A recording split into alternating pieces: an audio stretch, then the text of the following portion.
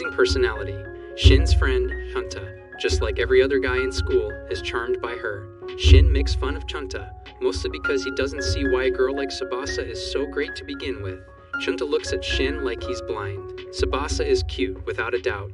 Nothing in this school could ever hope to match her cuteness. Chunta wriggles and squirms around in a very unflattering way, and Shin begs him to stop. He's creeping out the whole hallway. Chunta asks what type of girl Shin is into, and he gives it some thought. He glances at his classmates and schoolmates, their faces and their short skirts. He comes to his usual conclusion. Women never bring any good. You can't tell what they're thinking, and you can't understand them either. They say one thing and mean another. He wonders if they're even the same species as him. Realizing what he's thinking might get him called an incel online, he stops before it gets any worse. His gaze inevitably meets Tsubasa's, and he responds with a frightening glare. Chunta notices Tsubasa and wonders if she's looking at him. Shin doesn't have the energy to respond to his delusions. The bottom line is that women bring nothing but trouble. With the lunch period about to end, Shin prepares to head back to his room. Chunta joins him, but they end up bumping into the studious and no-nonsense Masami.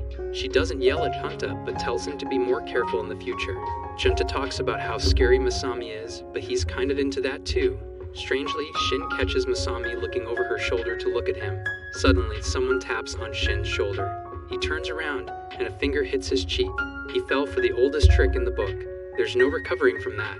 This sleepy-headed girl is Satsuki, one of Shin's few female friends. It's already noon, meaning she's late for school, but as the saying goes, better late than never. Satsuki clarifies that she didn't oversleep. She woke up in the morning, but got caught up watching television. More importantly, she asks Shin if he's seen the news about the latest victim of the serial phantom killer. Chunta takes a keen interest in this, and surprisingly, so does Shin. His dead fish eyes disappear for a split second. Chunta asks how many victims this makes, and Satsuki replies that this is the 5th victim. It seems the police are helpless to catch the culprit. Satsuki has been following the news reports all morning, and she talks about how scary and dangerous it is. To Shin, the case of the phantom serial killer sounds stale and cheap.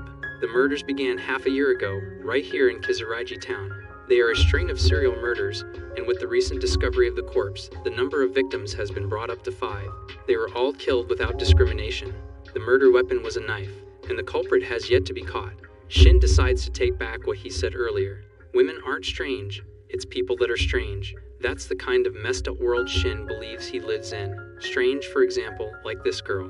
While walking home from school, a short, gloomy girl catches him. Yoru has brought the book that Shin was asking about. He accepts the book, and he gives her his thanks. Yoru brings up the fact that Shin was talking to Satsuki this morning, meaning that she has been watching him the whole time. Yoru has made it her self-imposed duty to watch him like a hawk, or like the person standing behind you right now. Yoru does not have any friends. She does not engage in mundane chatter. All she does is read books. When Shin was in his first year, due to some business he had at the library, he talked to Yoru. Ever since then, every time he ran into her, he'd exchange a few more words. One day, without provocation or stimulation, Yoru suddenly proclaimed that Shin was the king of a small country during his previous life, and that she was one of his knights sworn to protect him. After that, Yoru would continue to ramble on and on about this mission in what he thought was a made-up country. In short, Yoru is delusional. Shin snaps out of his trance. Yoru has asked him multiple times to stop talking to Satsuki, and Shin has told her multiple times that it's none of her business. Yoru insists that Satsuki is up to no good, but Shin holds his ground. Shin sighs, and he continues on his way to meet someone. Yoru asks who he's meeting, and he replies once again that it is none of her business. Shin travels to an apartment complex, and after being buzzed in through the intercom, he enters an elevator. When he arrives at the agreed-upon room, Masami answers the door. He asks if he's late, but she tells him that he's just in time. She excuses herself for a while so that she can get ready. A few minutes later, Shin lashes the bound and blindfolded Masami. This scene transition legitimately gave me whiplash. Shin repeatedly strikes Masami while degrading her over and over again. In response, Masami apologizes. She's a certified S-class masochist. As a disclaimer, Shin isn't a sadist by any means. It's the Masami who roped him into this thing she calls playtime. Shin first met Masami back in middle school. She was the stereotypical honor student who had no time for games or frivolous activities. But even as far as back then, Masami already had these kinds of tendencies, and she did her best to keep it a secret. Through accident, Shin ended up discovering her little hobby. As it turns out, it was a happy little accident, as Masami now had a partner in crime to indulge her fantasies and hobbies with. After finishing her off with a few more painful lashes, Shin kicks her in the head and tells her to clean up this mess. Masami gratefully obeys his commands. With his business concluded, Shin heads home. No more than taking 5 steps from the apartment complex, he runs into Yoru again. He repeats his command for her not to follow him, but she ignores his orders and asks that he stop mingling with commoners like Masami. Shin retorts that Masami might be a crazy masochist, but she's still his friend. Yoru should mind her own business. Later, while taking a break from studying, Shin receives a text from Satsuki, asking him to come to the park. On the way there, he bumps into Yoru again, who is taking her duty way too seriously. She offers to accompany him to the park, but he tells her to go home. He can handle himself just fine. Shin feels like he's being pushed around by women lately. Satsuki is Shin's childhood friend. She was a crybaby who always followed him around. 10 years ago, she suddenly moved to some faraway place, and he never thought he'd see her again. Until now, Shin meets Satsuki, who shows off that she's found a corpse. It turns out that Satsuki is the serial phantom killer. In the 10 years that Shin hasn't seen Satsuki, she has turned into someone unrecognizable. Shin asks her who this person is, but Satsuki merely shrugs her shoulders. Shin really doesn't want to get involved with this little crime scene because he might be a suspect, which disappoints Satsuki. All she wanted was to show him the corpse before the police. Shin leaves, citing that there's a new anime that he wants to see. He tells Satsuki to go home soon too. She is a girl after all. Satsuki smiles and calls him a nice guy. On his way home, Shin senses someone following him. Thinking that it's Yoru again, he says out loud that he doesn't need a companion. You thought it was Yoru, but it was her, Tsubasa. Tsubasa rounds up the list of crazy girls in Shin's life. Tsubasa is his stalker. Tsubasa was concerned about him, so she followed him around in the dead of night. She especially didn't like him being alone with Satsuki, given that she is a serial killer. It was Tsubasa who contacted Yoru to keep a closer eye on him, though she did so reluctantly. Shin sighs. Tsubasa says that his next line is women really are no good after all. Shin tries to get her to stop reading his thoughts. Similar to Shin, Tsubasa finds boys rather interesting. After all, there's a boy before her right now who is seemingly unaffected, or at most slightly bothered, by stalkers, serial murderers, and masochists. Shin's eyes remain unchanged, and Tsubasa finds that wonderful. Shin pretends not to know what she's talking about and mutters that she must be dreaming. He goes around and heads home. Tsubasa asks if she can enter his room, and in response, he threatens to kill her. The next morning, Shin reads the morning paper and sees a front-page article about the Phantom Killer. A few minutes later, he meets up with Satsuki, and together, the pair walk to school as if nothing happened the previous night. Satsuki points at a group of newscrewmen broadcasting in front of her crime scene. She feels bad for making them go all the way out of the city just for this, and Shin tells her that it's all her fault. She should apologize to working-class people everywhere. Satsuki wonders if she gets interviewed and it gets shown on TV, she might be recruited by an idol agency. Shin hits her and tells her that it isn't that kind of program. Shin sighs. He internally screams that the Phantom Killer is right here. Nobody ever suspects the girl.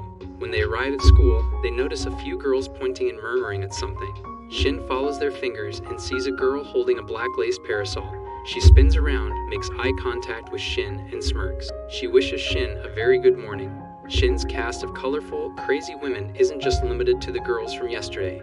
There are way more psychos just waiting to be introduced. At school, Shin asks Junta to tell the teacher that he's going to the infirmary. Junta excitedly asks if he's skipping classes or something, and Shin repeats that he's just going to the infirmary.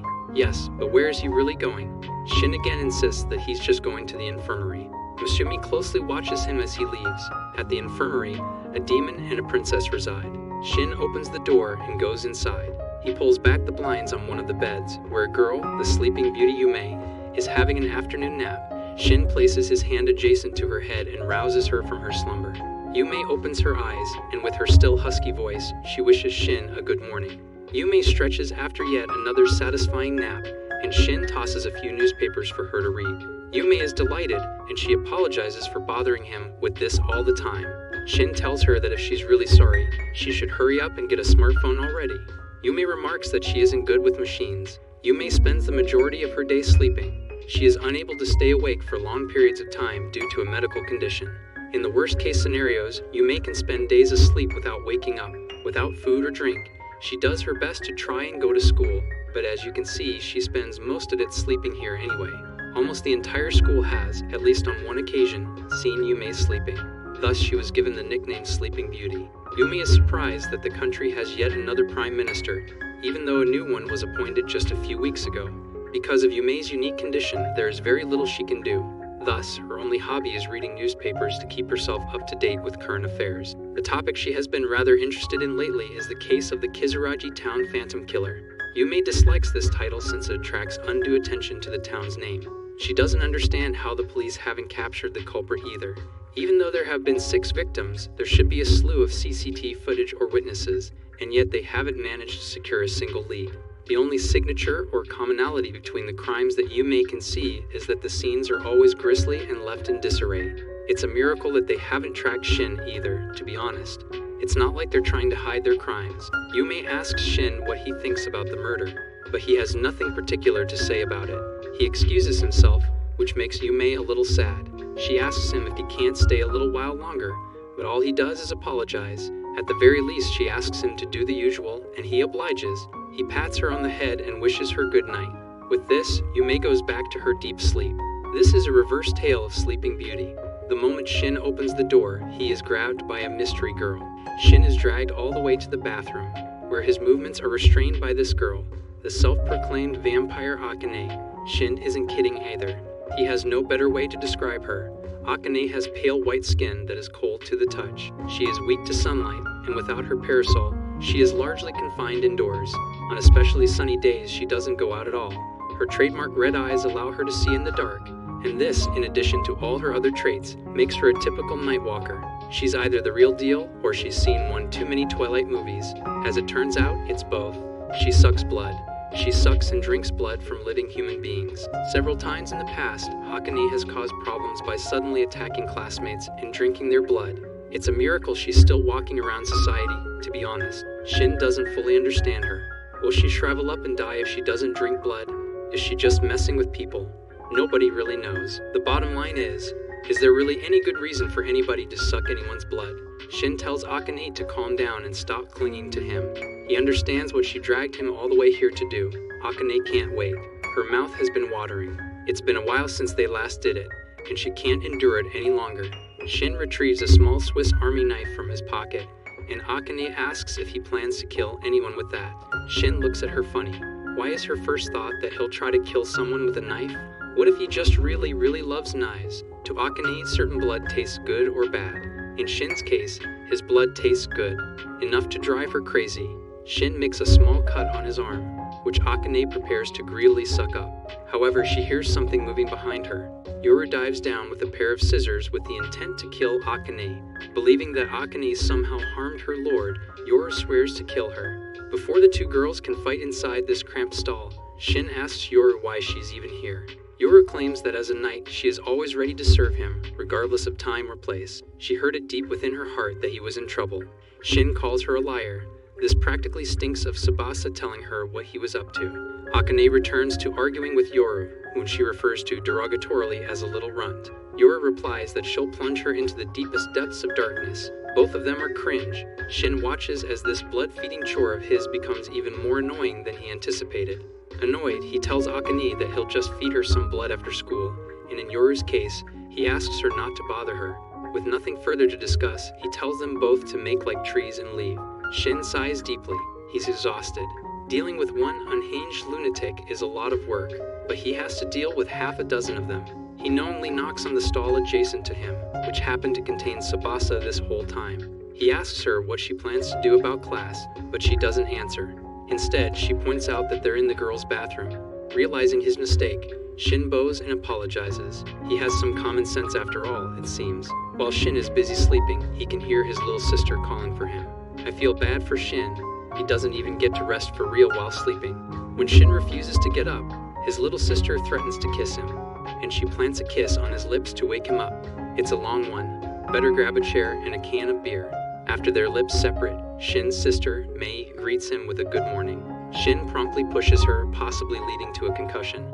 Shin climbs down and begins his normal routine while Mei licks her wounds. After Shin gets out of the bathroom, he discovers that Mei has made him breakfast. He says that he doesn't need it, but May is genuinely concerned about his health. The only other thing he could possibly eat in the house are the dozens of packed gelatins inside the fridge. May is Shin's little sister. You must be wondering, is she also a crazy psycho that you most definitely cannot fix? Of course not. She's the cutest little sister in the world. May snoops through Shin's phone and spots an unfamiliar number. She asks him who it belongs to, and he replies that it's just the delivery guy who came by with his packages. May deletes it just in case it happens to be a really cute delivery guy that might steal Shin away. Truth be told, May has forbidden Shin from making any female friends. In fact, just a short time ago, Shin was barred from making any friends at all, and it was only after an intense begging session that May allowed him to make friends. Satsuki is a very, very special exception to this rule, as they were already acquainted beforehand. In short, May is his very cute and protective little sister. That does it. The most sane person in this manga is Hunta, and he's a side character. May does a little oofsie and reveals that she accidentally deleted Satsuki's number. Shin hits her on the head. Now he has to register it all over again. May asks Shin if he likes Satsuki, and it's a no-brainer. Of course he likes her, she's his friend. May asks him if she likes Satsuki more than her, and in response, Shin pulls her close to his chest and says that there's no point in comparing. He likes her too. This appeases May for now, but when she asks Shin for a kiss, he turns her down. That 2-minute kiss this morning was enough. Shin's trouble with women really never ends. At school, while everyone is busy with extracurriculars, Shin is attacked by Tsubasa in an empty classroom. She is, without a doubt, the most dangerous girl among them, even more so than the serial killer. Shin asks her why she suddenly pulled him into this empty room. He thought they were going to smash. He doesn't see a Nintendo Switch anywhere. He was lied to. Tsubasa can tell that Shin kissed May this morning, and he is slightly terrified that she could tell. Shin admits it because there's no use hiding anything from her. Tsubasa tells Shin that she isn't some regular textbook psychotic stalker character that you see in manga. That's why she's very open to sharing him with others. She's very progressive as far as Yanders go. However, her tolerance shouldn't be mistaken for acceptance. She's still very jealous that May was able to kiss him. She wants some, and she's going to get what she wants. She holds Shin in place to kiss him. But as usual, Yoru is here to block any progress. Dan it, Yoru, we all want to see Shin get assaulted. Yoru calls Tsubasa a shameless woman. Tsubasa certainly doesn't remember calling Yoru this time. Yoru tells Tsubasa to move, and surprisingly, for once, Shin supports her. Tsubasa asks how she got here in the first place since the doors and windows were all locked. She looks up and realizes that she slipped through the room's window vents. Shin gets up, and Yoru ensures that her lord isn't harmed. Just this once, Shin praises Yoru for intervening. She doesn't get praised often, so she is legitimately stunned in place. Tsubasa finds this side of her adorable, even if she did interrupt their kissing time. Tsubasa asks Shin if he understands how girls work now. They can get really, really jealous. Shin doesn't have the patience for this right now. He'll beat her up if he has to. He happens to be a very strong proponent of gender equality. Yoru starts pushing Shin out of the room so they can leave already. Tsubasa calls her a hypocrite for hogging Shin all to herself, and they start arguing. Shin uses this opportunity to run away from the both of them. Exhausted, Shin hopes to escape to the school roof, but he happens to bump into Masami. She had some business to discuss with him, so she chased after him. Shin's fist also has some business with her stomach. Masami says she's sorry, but she's actually really happy. While gasping for air, Masami explains that something has come up tomorrow during their scheduled playtime. She asks that he postpone it for the time being. Shin thinks about this for a moment, and he kicks her in the arm. If she wanted to talk to him about their business, then she could have just texted him. Masami happily groans that she doesn't know his number, and he says that he knew that. He just felt like kicking her. Masami thanks him for doing so. She crawls up to his feet and begs for forgiveness by licking his shoes, and he kicks her for suddenly doing so. Shin sighs. At times like this, not being able to have female numbers on his phone is troublesome, but he doesn't want to offend May either by going against her wishes. Shin doesn't understand what May is still worried about. A bunch of girls are obsessed with him, that's all. There's no cause for concern. Akane finds Shin sitting on the staircase, and she invites him out shopping for clothes. Shin points out they still have afternoon classes, and Akane tells him to just skip them. Shin calls her an idiot. After a brief back and forth, Shin decides that it's too much work to turn her down, so he agrees. Akane sees Masami collapsed on the floor, but Shin tells her that she's just hallucinating. Amazingly, Akane just accepts that she's hallucinating. After an afternoon of shopping for clothes, Shin goes home. The moment he inserts his key into the lock, he realizes that the door is already open. He goes inside and sees that the house is in disarray. In the center of the room is May, her head and shoulders slumped. He asks her if something has happened. May weakly welcomes him home, and she says that she made him dinner. That wasn't what Shin was talking about. He was asking about why it looks like the Tasmanian devil had a vacation in their house. May explains that she checked the answering machine and there was a call. She plays it for Shin, and it turns out to be a message from Masami, who explains that she got his number from the class registry. She informs him that her afternoon tomorrow has been cleared up, so she has time for him to come and fulfill the promise. Shin can't believe how stupid that woman is. While Shin tries to come up with some excuse, May asks him if he went and got a girlfriend. Shin denies it. Masami is barely a friend. She's practically an object to him. Regardless, May runs up and embraces Shin. She refuses to entertain the idea of him falling in love with anyone, talking to anyone, or looking at anyone of the opposite gender. Shin is hers and hers alone. May starts crying and sniffling. Shin hates to see her like this, and he wishes that she'd learn to be a little more independent. He tells her that he won't go anywhere. He'll always be her brother. The two make up, but the next day, Shin beats up Masami very badly. Tsubasa goes through several stalker photos that she took of Shin while eating a small tub of Haagen-Dazs ice cream. This is possibly her second favorite pastime, right after actually taking stalker photos. Tsubasa is going through her daily routine of sorting through her photos of Shin. It's all fun and all, but she doesn't neglect her routine surveillance of him either. She clicks a button, revealing that she has hidden cameras scattered all across Shin's room. She knows every little thing about him at this point, including what kind of adult phones he's into. Looking back, Tsubasa had a really hard time setting up all those cameras. She would routinely set up her wiretapping equipment, but he'd promptly discover them and take them down. It was a very fierce battle. Fortunately, she's made progress. Now Shin just removes it every several months, seemingly forgetting to do so every week. Tsubasa immediately replaces them right after anyway. Of course, Tsubasa doesn't slack off at school. Shin's desk, chair, bag, locker, and every place he might go are all under her surveillance. Tsubasa wonders if she's a perfectionist. No, she's just a really meticulous stalker, but I got to respect the hustle. Tsubasa doesn't just collect photos, videos, and data of Shin. She also collects things he's touched, like a spoon or a sweaty towel. She didn't steal them, she just borrowed them without permission. What she does with them, I'll leave up to your imagination. Additionally, she routinely collects his jerseys and does unspeakable, ungodly things to them. I feel so bad for the jersey, even if she does replace it with a new one. Tsubasa can't contain herself. She just lives for these simple pleasures in life. Suddenly, Tsubasa hears that Shin seems to be saying something. She turns up the sound, and she listens in on him humming a song that he's clearly forgotten the lyrics to. Tsubasa can't get enough of him. He's just too cute for this world. She loves him dearly. She loves everything about him. Everything, everything, and everything. Nothing else compares. Upon hearing creaking noises, Tsubasa goes back to her surveillance cameras and sees that Shin is heading out. This is also her cue to leave. She ditches her equipment and hastily puts on some clothes to follow him. Tsubasa wanders through the streets, looking for signs of him. Based on her thorough research, she deduces that he must be heading to Ekinosaka. Shin is a night dweller. Perhaps as a hobby or out of necessity to avoid the girls in his life, Shin often wanders aimlessly through this dark town. While Shin is busy doing his night walks, Satsuki is busy adding a seventh victim to the case of the Phantom Killer, while Masami is busy exposing herself through her exhibitionism. Try as Tsubasa might, she can't seem to find Shin. She sighs. If Shin really tried, he could disappear into the darkness, leaving no chance of finding him. Not even she can. Shin is special. He is a brilliant, enigmatic being. Tsubasa can't hold it in anymore. She wants to know where she is. Suddenly, someone holds a knife to her back. Tsubasa turns around, and Shin playfully says that he's stabbed her. Tsubasa, in on the joke, remarks that this is an arrow through the heart. That isn't really what Shin was thinking of though. Tsubasa remarks that he's holding something dangerous, and she asks him if he's killed someone with it. Shin dexterously twirls his knife. This isn't the first time he's been accused of killing someone, and he's sick of it.